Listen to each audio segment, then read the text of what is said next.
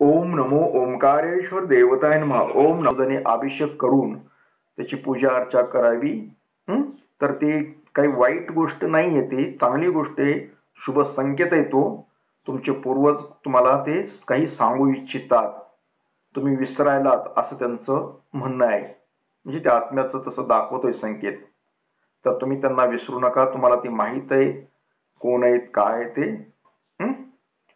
तर तुम्ही त्यांचं करत जा त्यांच्या नावाने.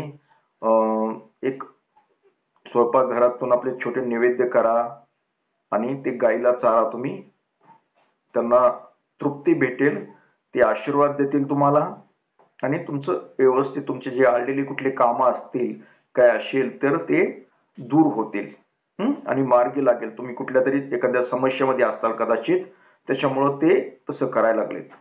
तसं तुम्हाला सापाच्या रूपानं तुम्हाला ते दर्शन दिले थोडक्यात, आणि ते तुम्हाला प्रत्यक्ष सुद्धा साप दिसू शकतील.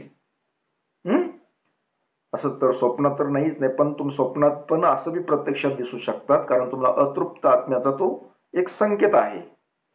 तर मंडळी, थोडक्यात मी सांगण्याचा प्रयत्न केलाय तुम्हाला. तर तुमच्या शंकेचं निरसन झालं असं समजतो आणि आजचा हा शंका समाधान कार्यक्रम इथेच थांबवतो आणि परत भेटतो पुढील कार्यक्रमात. तोपर्यंत मंडळी, ओम नमः शिवाय. जय हिंद, जय भारत. सुखी राहा आणि समाधानी राहा.